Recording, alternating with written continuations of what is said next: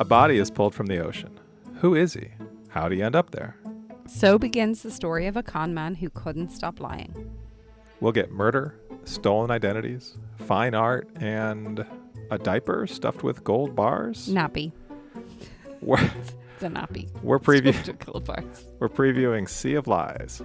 That's on this episode of So Much Crime. So little time. You know what's really nice? What's up? When you're listening to a podcast and someone shouts out your name and thanks you for listening. And do you know how our listeners can actually achieve that goal in life where their name is shouted out? How? How can they do that? By going to patreon.com/so much crime, so little time. There they will get early release episodes, bonus content, outtakes, support the show, which, I mean, come on, it's fantastic. But also, they will fulfill their goal of having them shouted out on an episode. Isn't that great? It's pretty great. Whether your name is Kathy or Diane or Anne or Paul or Amanda or Dana or Jessica, or the list just goes on. And we really, on and on. if you want to get your name out of that list, go to patreon.com/so much crime, so little time, and hear your name on the show. Thanks for listening. Welcome to So Much Crime, So Little Time. I'm Jeff. And I'm Dee, and in this episode we'll introduce you to Sea of Lies, a podcast from Uncover and CBC. If you haven't listened to Sea of Lies, that's okay. We haven't either. Or have we?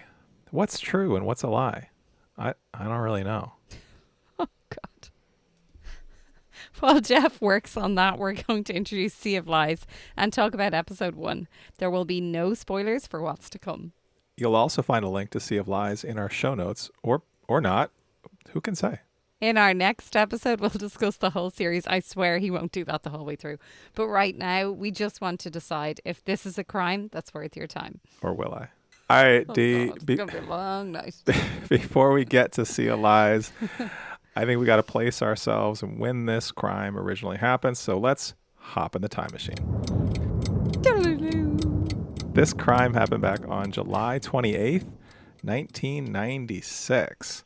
Mm-hmm. First of all, a couple of items in the news, or a couple of important things that were happening. So we're talking about July 28th, 1996. So earlier that month, on July 4th, was when Hotmail email service first debuted. Did you ever have a Hotmail account, Dee? I did have a Hotmail account. Yeah, me too. You don't still have a Hotmail account, do you? You too. I don't use it, but how do you stop having one? I actually don't know. I guess you could delete it. I don't know. Let's keep going. July 15th, Prince Charles and Diana signed their divorce papers in 1996. Oh, wow. July 9th. A year before her death. Yeah. July 19th, the Summer Olympics in Atlanta began. And July 21st, The Daily Show premiered with host Craig Kilborn, which Wow. I bet you don't know who Craig Kilborn is. No. All right. Well, I watched The Daily Show in 1996 with Craig Kilborn and thought it was great. Craig Kilborn had been on ESPN before joining The Daily Show. Anyway, what a time that was. What a time. What a time. Some absolute bangers going on here. I would love to bring you 2 songs. Okay. Well, I have songs for you. Okay.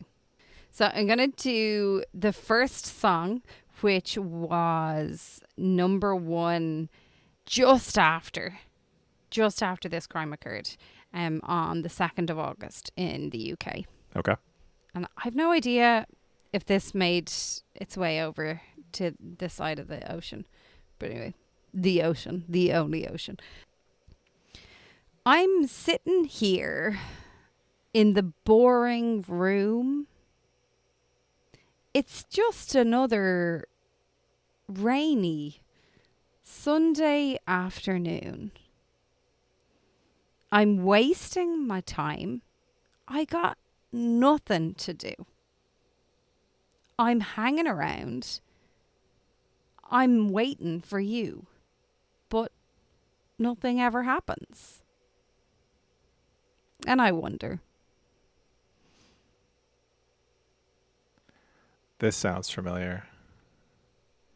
Okay. is this a British band? It's actually a German band called Fool's Garden. Oh, no. I don't know that I know this. I'm gonna sing. Ha! I'm gonna flat read some of the chorus. Okay. I wonder how. I wonder why. Yesterday, you told me about the blue, blue sky. I don't know And this. all that I can see is just another lemon tree. Oh, no, sorry. It's just a yellow lemon tree. I don't think I've heard Turning this. my head up. And anyone from Ireland will know this also from the time Dustin the Turkey did it. All that I can see is just another Christmas tree. Dustin the Turkey is a puppet in Ireland. Sure. You should look him up. You should look him up doing Christmas tree. I feel like you will find it comical. Okay. No? Oh wow, okay. Don't know anything that's We'll happening send right this now. on to you. Okay. Are you ready for song number 2? Do you want song next or movie next? Let's do movie. Give me a shot here. Okay. A quote. You don't face your fears, you ride them. You don't face your fears. You ride them. You ride them. Other potential quote. We got cows. Twister. Yes. Yeah? I looked at it's the cows that got you there. Why was it the cows, Jeff? That's what it's famous for. The cows flying through the air. I almost got it off the first bit. I've actually never seen the movie. Really?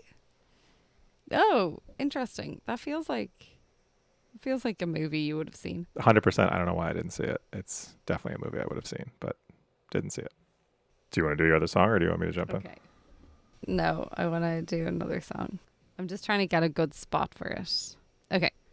Because I think it's so easy. But then there's you. Okay. Wow. Ha ha ha ha ha ha ha. Yo, I'll tell you Spice Girls. what. Uh, What's the name of the song? Wannabe. Is that it? Was it called Wannabe? Wannabe, right? Mm-hmm. Yeah. I knew the Spice Girls. Well, I'm very happy that you got it. I don't know what it says about you, Jeff, that of all the songs, like didn't you not get Lauryn Hill at one stage, but you managed to get Spice Girls? I don't know. Never gonna live the Lauryn Hill thing down. That's fair. That's fair. Mm. All right, I got some Yeah, stuff for you. indeed. Okay. Off you trot. Go on. All right, I got a song for you. I think you're gonna get this. This is well, let me just read the lyrics. I recommend getting your heart trampled to anyone. I recommend walking around naked in your living room. Swallow it down. What a jagged little pill. Alanis Morissette. Yeah, but what's the song? It feels so good swimming in your stomach. Wait until the dust settles. You live. You live, you learn, That's it. You learn. cry, you learn. Can I note here? I feel like this is not the first time we've had an Alanis Morissette song It's not. on, because I feel like I've mentioned how I saw her live, and if you think that she sounds good listening to her, on Spotify, her live performance was insane. Well, So good. 3 quick facts about Jagged Little Pill, the album that came out in actually 1995 and was still putting out singles in 1996.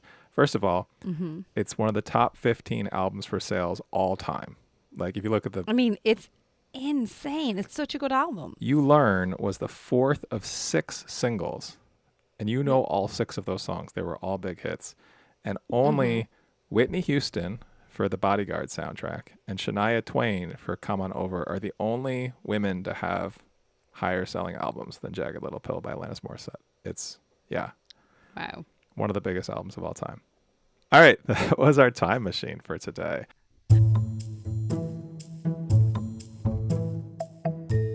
Let's jump in and talk about Sea of Lies. Dee, tell us a little bit about this podcast. It was released in January 2025. Its host is Sam Mullins. he hosted Wild Boys, which won the 2023 Ambie Awards Podcast of the Year. And he has appeared on This American Life and The Moth. There are 7 episodes in total. They're all about 45 minutes long.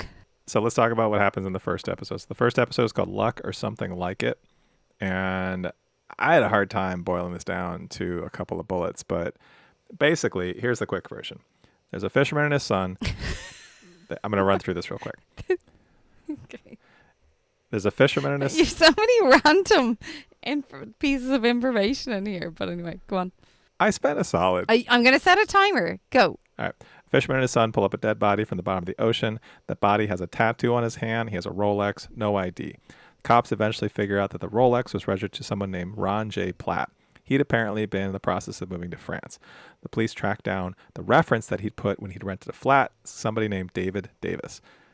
Davis gets the police in touch with Platt's older brother. That doesn't really seem to go anywhere. But then the police try to get back in touch with Davis, and they end up sending someone out to Davis's house. When they get there, they go to the wrong house, and a neighbor there says it's not Davis at the house, but actually Platt. That's it. That's basically what happens in the first episode. How did I do? No need to really listen. Like, that's it. That was 45 minutes in, about 30 seconds. Yes, indeed. But I'm very excited to hear what you're thinking about this, because I had so many thoughts. I know I always have so many thoughts and so many feelings about things, but like, okay, I don't want to start with the host, because right now I have a question mark over the host. Okay. That's all I can say. Is it's just, I have a question mark. We can maybe get into it a little bit later. But, okay, I have some questions for you. And my first one is, like, are you getting a bit of a Dateline-y vibe from here? Yes. We've got so much random commentary. I'm not sure if it adds anything to it. And then you also have, like, the chirping birds and the waves crashing. And I'm like, I don't know. Is this supposed to be artistic or atmospheric? Or is it just all too much? It was a bit bizarre to me. If you ever have like a friend who's a little bit like too dramatic with their stories, that's kind of the vibe of this podcast. Yeah, that's me. I am that friend. This is the D of podcasts. And I would say, like, we've listened to a few Dateline podcasts, and there's a spectrum of Dateline podcasts, but in the spectrum of all the podcasts we've listened to, Dateline is all bunched up over on the side.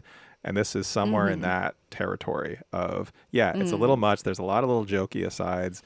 I also thought that, like, I wrote down one of them where a cop is described as having like the perfect ASMR voice. And then he comments on his voice again about how this guy just has like the perfect voice. And I honestly, his voice was fine. That's what I was saying. Like, don't think it added anything. I don't feel like it.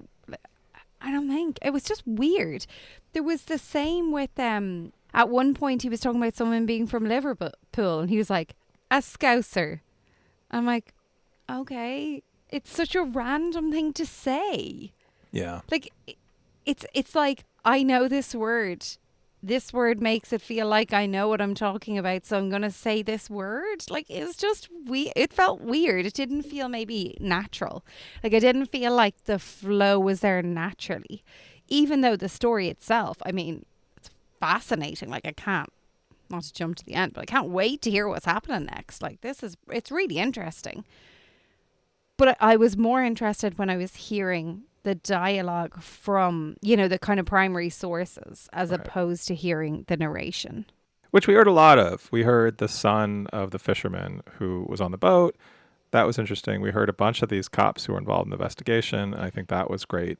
Here, the son on the boat, I need to pause for a sec. What do you make of the back and forth between the detective and the fisherman's son? Like, it seemed extremely shitty. It also didn't really connect to the rest of what we heard about the detective.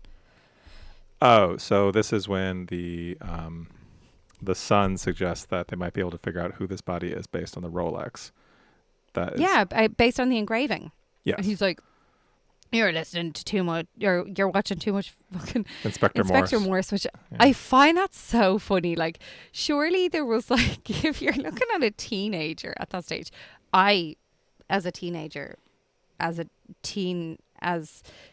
as a woman in her 30s now, still am a big fan of Inspector Morse. I have watched it like 4 decades with my mother. I've seen every episode. But like your average 19-year-old guy isn't going to be like sitting at home watching Inspector Morse. It was just such a weird like why Inspector Morse? He's not cool. He's an old lad running around solving crimes. Well, and then So weird. and then the kid ended up being right, which I feel like was maybe part of the point of they did end up figuring out who the body No, was. it was part of the point because it was like, oh, you'll listen to someone's like suggestion, but you won't listen to a fisherman's son. Well, But my point is like it didn't seem to really fit with the detective. it didn't. Yeah, because the detectives seemed pretty sound afterwards. It seemed like there was some really good police work going on afterwards. Look at you using the word sound. Doing this too long. But I did want to say about while we're talking about the fisherman, I thought this was the beginning of the story where we hear about this kid who comes home from college for the summer and he's looking forward to having a lazy summer. And then his dad's like, no, we're going to go out cod fishing, which sounds sometimes fun, but most of the time kind of miserable.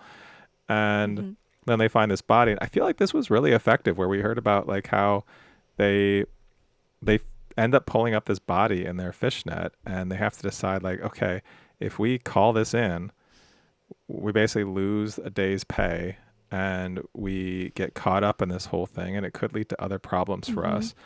Or we could just pretend this didn't happen, throw it back in the ocean and like there's nobody here to see it. And that, I don't know, that was a really interesting kind of initial conflict. It was also interesting that they were like kind of open about that. Yeah. Well, and it sounds like at the end of that story, we heard that it sounds like fishermen find bodies like not infrequently. So maybe this comes up more than you'd think. It's kind of wild, isn't it? It's a little wild. Yeah. It's not really ever anything I ever like considered when you thought of a fisherman. No. I also thought some of the commentary was about the fisherman and his son were quite condescending. Like at one stage it was like the police were asking if they had stolen the wallet. Yeah. And they were like, well, no, he's got a Rolex. Like if we were going to steal the wallet, we would have stole the fucking Rolex. But the host said, luckily his dad was a bright man who was thinking on his feet. Yeah. It just like a little bit condescending or something here. Like, all right, like it doesn't take a genius to be like, there's a Rolex on his wrist. No. There was that. And that, I mean, that was kind of permeated throughout the episode because that came up later. I feel like that same kind of tone came up later when they go up to the wrong door and we hear about this couple that wants to tell the cop as soon as they come to the door. It's like, we're not married to each other. We're just both widowers who live together as friends. And which is kind of I thought that was so funny. It's an adorable thing. It's a fun little aside. But then I feel like you went a little too far to draw attention to it. I don't know. Yeah, it was kind of it was a bizarre one. So that was sort of the seemingly one of the most important. So finding the body and then going to the wrong door and discovering through chance that this wasn't Davis's house, but actually Platt's house. Platt, is that his name? Mm-hmm. Yeah. Was this sort of like miracle or huge coincidence or luck that got us here? What do you think of that? I mean, was this something like before this podcast comes out, would you have spoken to the detectives and would they have said it was like so lucky? This happened, then this happened. Like it was incredible luck. Or have they told the story to the podcasters and they've developed this chain of luck? Because like some of it I didn't understand. Like at one point it was like we rang a detective and asked him to drive to the house and he was like, oh yes, because I have a car that I want to drive. And I was like, is that luck? I don't know. It seemed a little Some of it forced. felt like a bit of a stretch. I just don't know like which side the luck thing was coming from. But I do think it was interesting about the house. I thought it was very funny and like maybe just very relatable because like from an Irish like countryside point of view, but to have one house called the Little London House and then the other one house called the Little London Farmhouse is just so funny, so country. I thought that was gas. And like it is lucky because if they had called to the Little London Farmhouse, David Davis would have just pretended that he was David Davis. Yeah. Presumably. Well, and that also gets to something that I think is, I don't know if it's a frustration, but something that I'm really curious to figure out where this goes is, We talked in our little teaser about how the story is going to have stolen identities and murder. Maybe the murder is the body they found, but we don't actually know that this guy was murdered. Fine art, diaper stuff with gold bars. None of that is in this first episode. And honestly, if I hadn't read that description, which is the first sentence or so of the description of what this podcast is, so it's not. I feel like that doesn't count as a spoiler because it's right there in not even the first episode description. It's in the description of what the overall podcast. This first episode, not a lot really happens that is in any way related to what I think we're going to get later on. And even just the fact of, and tell me if this jumped out at you. So, okay. So they go up to this house and these people say, oh, you're looking for David Davis. Actually, that's actually Ron Platt. Like, couldn't it have been Ron Platt's house? And like, couldn't it have just been a mix up by these two old people? Like, I feel like there's so many ways in which this isn't a giant mystery and we're being told that this is going to be, but we're just keep being told how big of a deal this is. But the actual pieces of that aren't in this first episode. I don't know if I don't think I agree with the fact that this isn't wild, that they've knocked up to a house and they're like, no, that's Ron Platt's house. They're ready to give up the entire investigation. They just want David Davis, like, real quick. I don't know. I don't fully agree with you. I want my diapers full of gold, Dee. Where are my diapers full of gold? I do think it's a bit of a spoiler. I don't love that they've told us all of that. Like, one of my questions was like, give me your prediction. It's being teed up as like maybe like such a like bizarre story with the most insane ending. So like, I want to know, like, what do you think is going to happen in the end? Like, what has happened here? And yet, like, we can't nearly have that discussion because we have this description that's kind of telling us more or less what's happening. Yeah. I will say I did think about, like, okay, how are we going to get from where we are to where it seems like we're going? And I have no idea. I don't, like, I presume the body in the ocean, like, why would this body be in the ocean? Like, is that actually David Davis? Is that, No, because the dental records and the tattoo and everything. Yeah, but That's Ron Platt. David Davis has taken Ron Platt's identity. All right, I guess I didn't figure that out. And his wife, I think. There's a wife too? Yeah, there's a mention of Ron's much younger wife. Oh, by the neighbors. Yeah, I don't know. There was a lot happening here that it kind of went back very quickly. It was like, I felt like the when we heard about him leaving his flat in Essex and he was like, I'm moving to France. I was like, this seems like really dramatic. Yeah. It's like when someone gets up and dramatically leaves a room and you're like, I didn't even know you were here. Like, there was no need for you to announce your exit. I don't know. When I get up to leave a room, I always say I'm moving to France. That's just code for I'm done with this conversation and I'm ready to leave. The Irish, though, in their Irish goodbye, they just run away. To France. Expect everyone to know they've left. No. You don't just go to Never France. to France. Oh. No. Is it like Spain? Portugal? You can't run there necessarily. There's the channel. Yeah, but that's not connected to Ireland. That is connected to the UK. You could swim. Police are doing a good job, Jeff. Some really solid. Apart from being rude.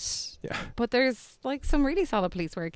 The pencil, the note taking with the pencil when he was making a cup of tea. How many times was tea mentioned? Many in this times. Episode? Yeah. So many times. A lot of tea. It was very funny.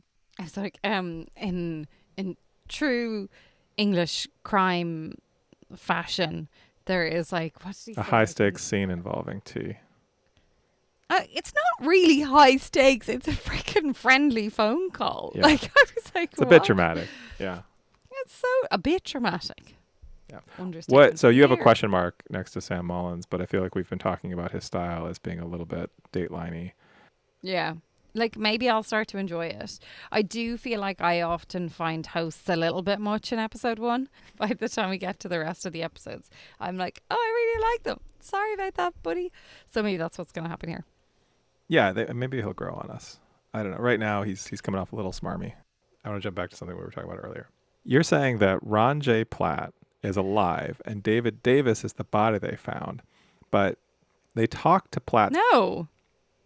They talked about the Platt's brother. Yeah. So Dave Davis is the name that was on Ron Platt's original apartment. Right.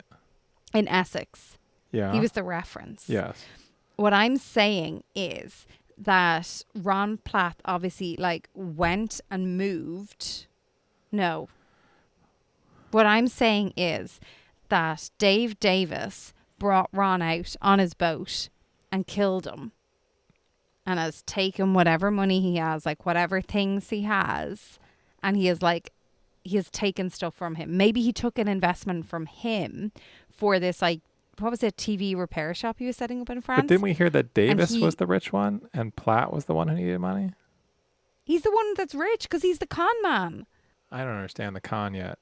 That doesn't make sense to me. And how do we know that Dave Davis gave him money? The only way we know is because the cop who was having his cup of tea and scribbled it down on a piece of paper that is now going to become evidence wrote that down, and they said they were leading him astray.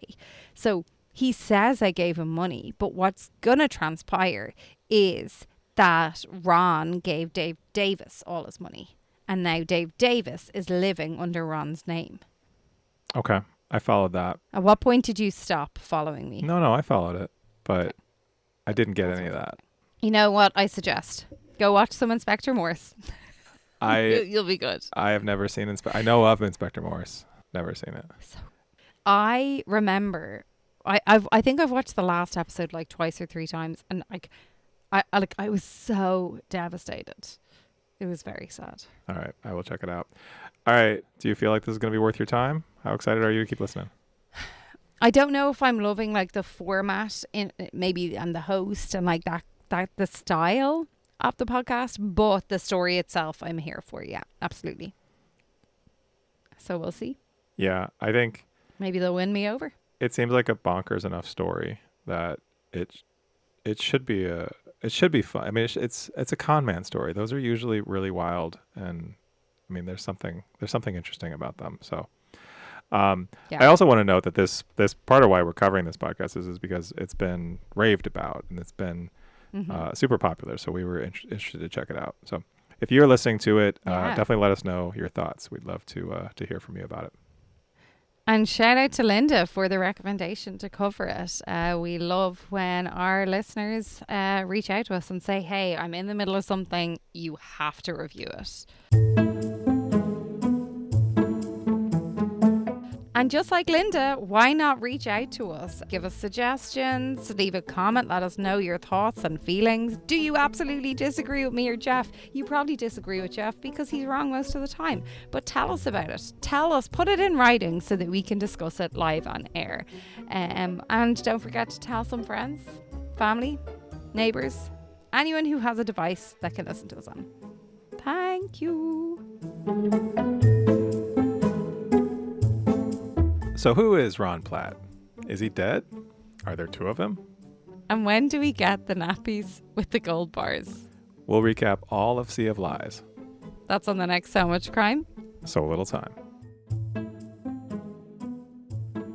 So Much Crime, So Little Time is a production of MimeGov Media. The executive producer is Paxton Calariso. Our associate producer is Blythe Ty. Theme music was composed by Vyacheslav Starostin. If you haven't done it yet, please subscribe to this show in your podcast app. Don't forget to give us a 5-star rating and a review. Even better, tell your friends. To join the discussion, look for us on social media. Check out the show notes for all the links. Thanks for listening.